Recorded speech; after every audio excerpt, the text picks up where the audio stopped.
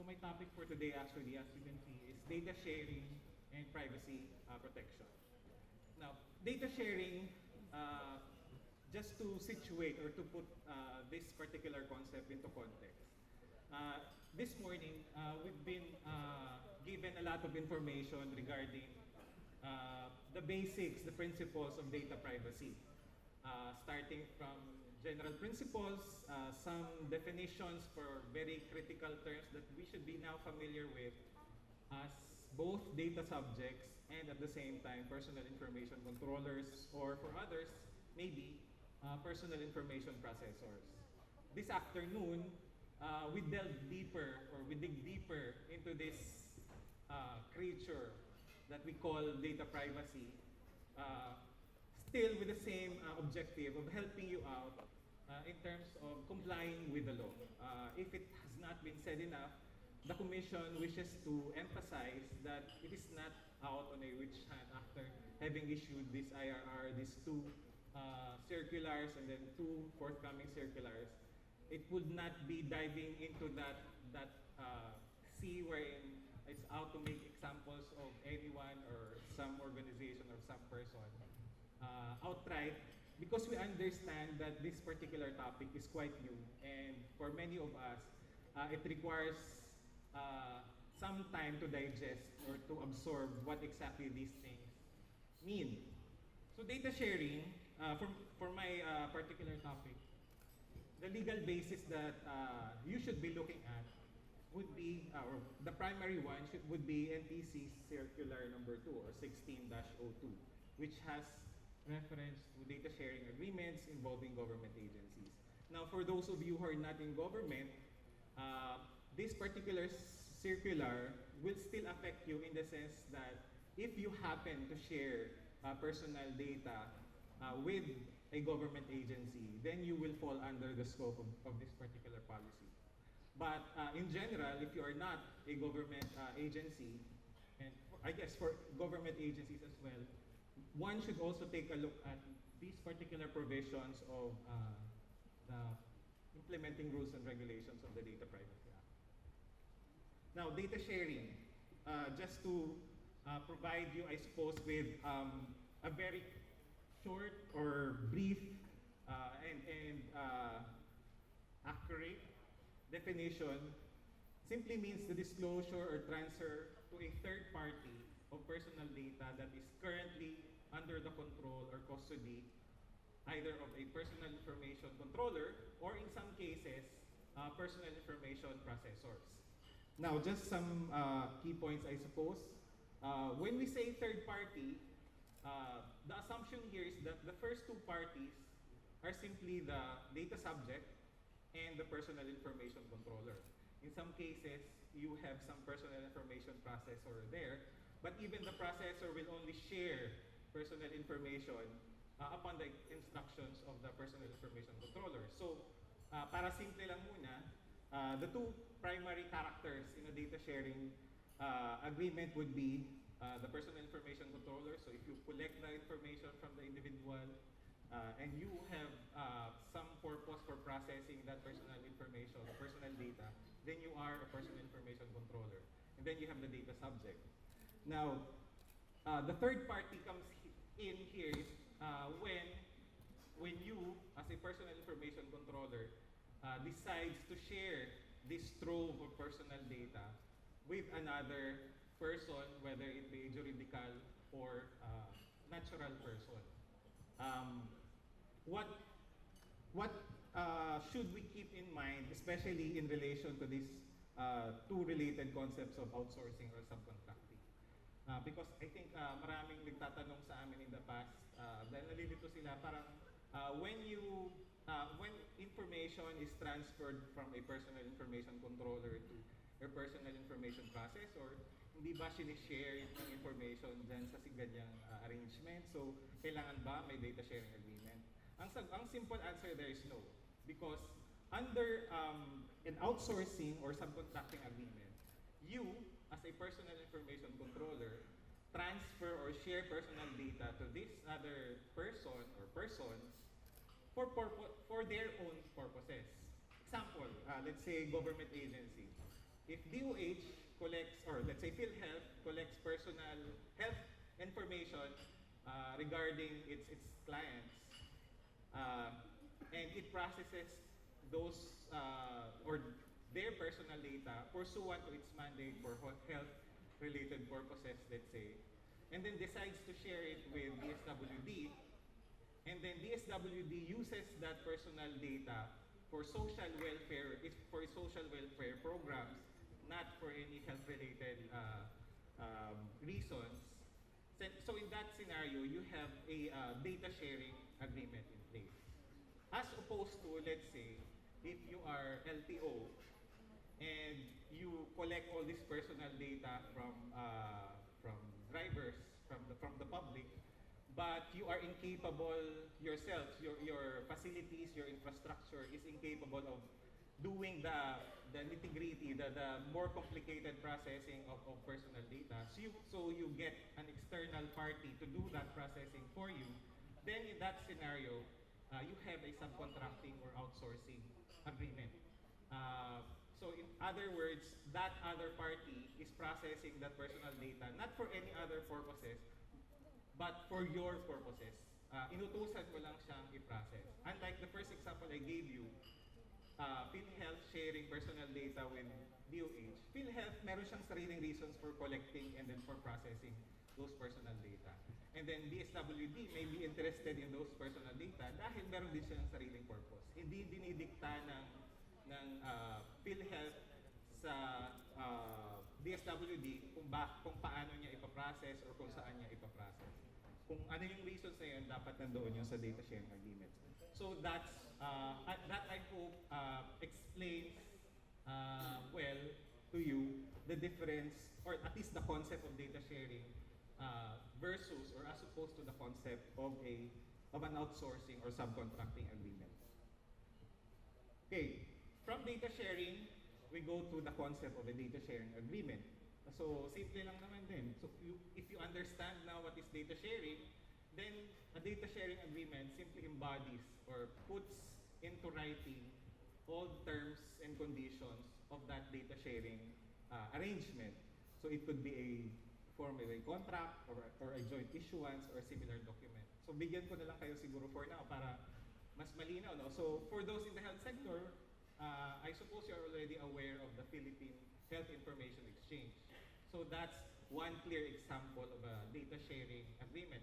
The agencies there, I believe, involved are DOH, PhilHealth, and I think before, since this was all started, this effort was started before the DICT, back then it was DOST.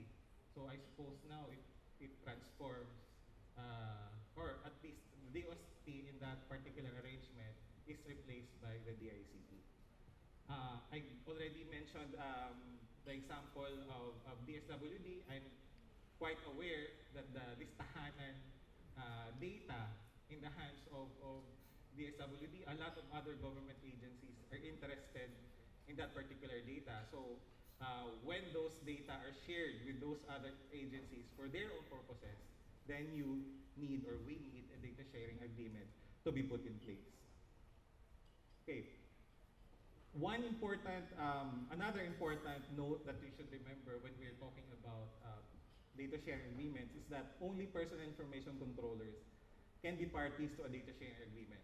So this is the second distinction that you should be aware of when trying to differentiate an outsourcing or subcontracting agreement with a data sharing agreement. Because to recap, the first distinction is that in a data sharing agreement, the parties have their own purposes for processing the data. As opposed to a subcontracting or outsourcing, the other party only processes the data for purposes na inutos or purposes pa rin nung nag-share or nag-transfer ng data.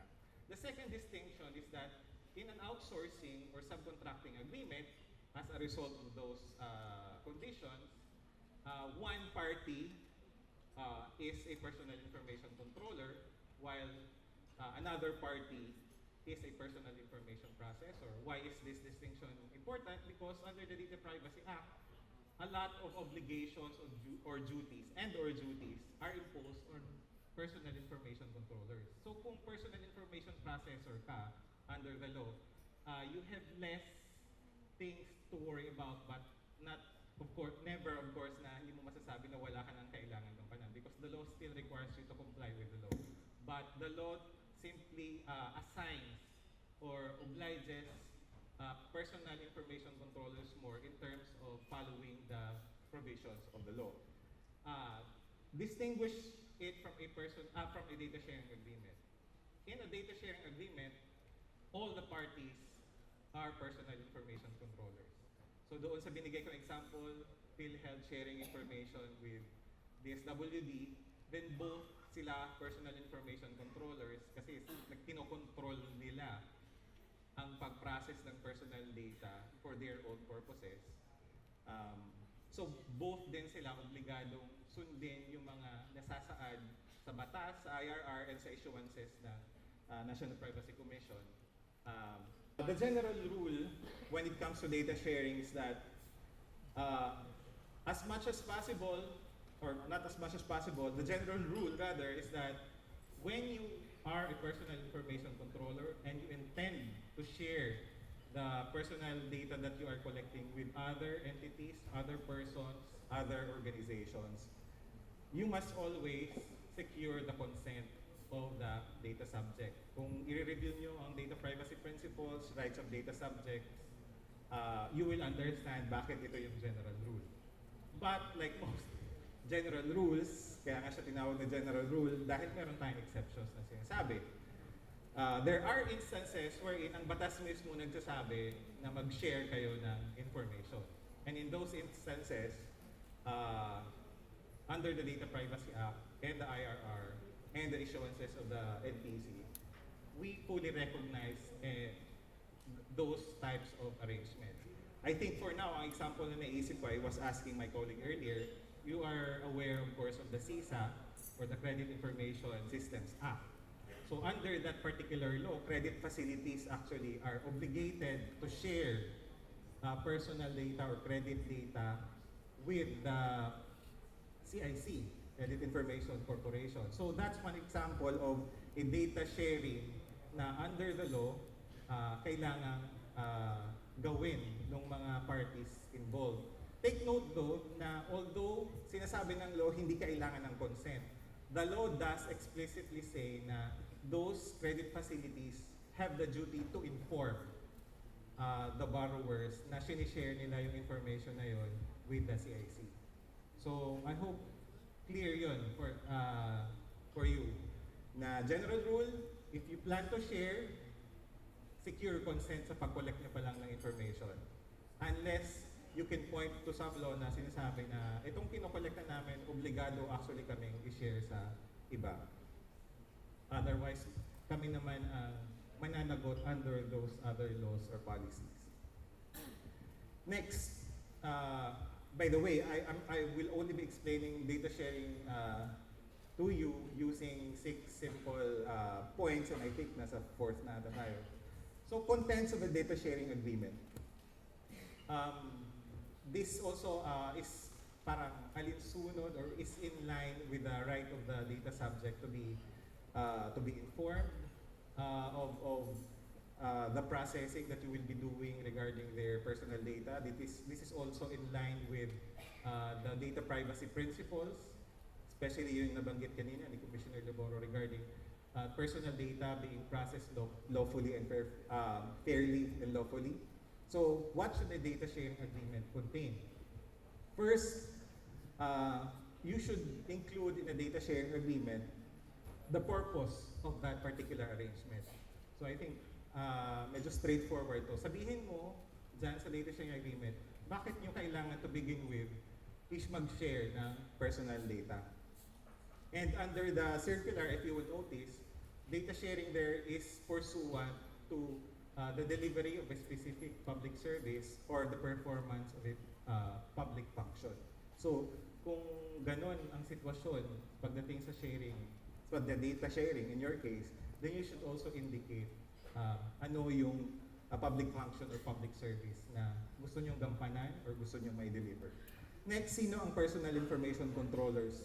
So, medyo common sense din naman to. Kung sino yung parties doon sa data sharing agreement, then those would be the personal information controllers. There have been, parang although pala medyo straightforward, there have been instances na may naipresent sa aming sample data sharing agreement, but in those templates, nakita namin may balak pa sila i-share yung information sa iba pang parties na hindi in-indicate kung ano yung reason. So sabi namin, kung sino man yung parties na yun, potentially, personal information controllers din sila. And if, in that case, kailangan specifically po silang ilagay as parties doon sa agreement. Hindi mo lang banggitin among the provisions na si party A parang has the right or the authority to share or transfer these personal data further to other parties. Parang gano'n. So make sure na kung sino-sino ang magbabahagi or mag-share dun sa personal data and kung ano man yung purpose nila for also getting a copy of that personal data, kailangan maisaal or maisulat din natin, ma-indicate natin sa data sharing agreement. Next, term or duration. Under the circular, we imposed there a maximum term of 5 years for data sharing agreements, subject to renewal. This is also in line with the principle, or rather, the principle and the concept of consent that we have in the Data Privacy Act and in the IRR, wherein the consent of an individual should be, regarding the processing of his personal data, should be time-bound. So at least pagdating naman dito, may maximum at least na 5 years. Kung kailangan pang ituloy ang data sharing agreement dahil kung ano man yung purpose niya is andyan pa rin naman at kailangan ituloy-tuloy, then agencies are free to do so. And then overview of operational details. We don't expect government agencies and later on private parties to provide very intricate or detailed explanation of how they want to go about the data sharing. Just an overview or general description of the system for sharing information would be sufficient. Okay, next, we have here general description of security measures. So kung meron lang overview of the operational details, ganoon din sa security measures, and I think obvious naman yun. Hindi naman namin gustong i-divulge nyo yung mga specific programs, specific let's say persons na handling of what sensitive personal data, sino may hawak ng password, etc. etc. Hindi naman hinihingi yon under a data sharing agreement. Kasi note that a data subject may secure a copy of this data sharing agreement. So, natural, ayaw din namin i-expose unnecessarily yung ganoong klaseng mga details. Next, you have, what else? Since nabanggit ko na, nasa access na tayo, you should also explain properly to the data subjects how they can get hold of a copy of your data sharing agreement. Because again, I think as explained earlier by Deputy Privacy Commissioner Patlu, data subjects have reasonable access to quite a number of information under the Data Privacy Act. And a data sharing agreement would fall under those things na they have a right to have access to if they wish to do so. Then if you have online access in mind, whether online access yan by another government agency or baka gusto nyo mismo in public, may online access to the personal data that you intend to share, then that should also be included in the data sharing agreement. Then personal information controller responsible for addressing any information request or complaint. So in this particular case, pwedeng all the personal information controllers party to the agreement can act on complaints, can act on information requests, or baka yung nag-share lang, or baka yung kanino shinare yung information, etc. etc. It would depend on the parties to the agreement. Method for return or destruction or disposal. So in the event na mag-terminate na yung data sharing agreement, you should also provide for these things in the agreement. Kung kailangan magkabalikan ng information, like kung physical na nag-turnover ng mga CDs na may nilalaman ng personal data, or kailangan na lang bang i-destroy yung CDs or kung ano man na receptacle or container ng personal data, lahat yun napapaloob sa data sharing agreement. If you will again recall the principles and then the rights of the data subject, or more of the principles, you should dispose of personal data that you are processing as soon as wala ka na rin naman, as soon as yung purpose for you collecting and then processing that personal data has already lapsed or is already over. And then other terms and conditions. I think earlier, DPC Dondi also explained regarding the data protection officer, identifying the data protection officers in the data sharing agreement would fall under the other terms and conditions. Now, in those complicated data sharing agreements na maliban sa controllers, meron talaga silang personal information processors na gustong isama, then kailangan malinaw din na isa-add yun doon sa data sharing agreement. I-identify nila na merong certain processes na kailangan nilang i-outsource for one reason or another. Okay, we're down to the last 2 slides, I think. So as a general principle, data sharing should always adhere to the data privacy principles laid down in the law, in the IRR, and the issuances. So lagi lang nating balik-balikan yung mga policies na yun, especially for the private sector na since wala pa ang commission ngayon ng specific circular attending to the specific nuances o yung nuances ng private sector as opposed to government, then you have to keep coming back to the Data Privacy Act and the IRR as guide. And then finally, and I think this is also very important to remember, data sharing agreements may be reviewed anytime by the National Privacy Commission. Now, in some jurisdictions, some regulators actually require na pre-approve yung data sharing agreements before you go ahead and execute those agreements. Not so in the case of the National Privacy Commission. In our case, we fully recognize and abide by that general principle na there is a general presumption of regularity, especially in government, when public officers, officials perform their public functions. So you have the law, we have issued the IRR, and we have provided a subsequent issuance in NPC Circular 1602 as guide, and we fully expect you to execute, craft your data sharing agreements in line with these policies. I think that's also a general principle that we observe in contract law, na dapat kung ano man ang law na nandyan, ang policies, napapaloob yan sa ating mga kontrata. So, prior approval of the commission is not necessary, but at any time, whether nag-decide ang commission na gusto niyang i-review, kung random decision man yan, or due to some complaint filed by a data subject, and it so happens na merong data sharing agreement in place, then on that occasion, the commission comes in and reviews the data sharing agreement. So that's it. So to summarize, yung 6, I think, points na sinabi ko. First, the definition of data sharing. It is the disclosure or transfer of personal data to a third party, either personal information controller or through a personal information processor. It is different from subcontracting or outsourcing.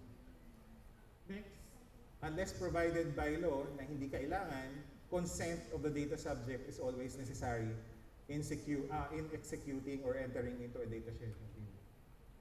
Next, there are specific items or information that you should put or include in the data sharing agreement, and these items or information are the ones that we will be looking at in the event that the commission decides to review your data sharing agreement. And then finally, although prior approval nga is not necessary, know fully well that at any point in time, the commission can call on you and request you to submit your data sharing agreement for the commission's review. That's it, and I hope to answer any of your questions later on. Thank you.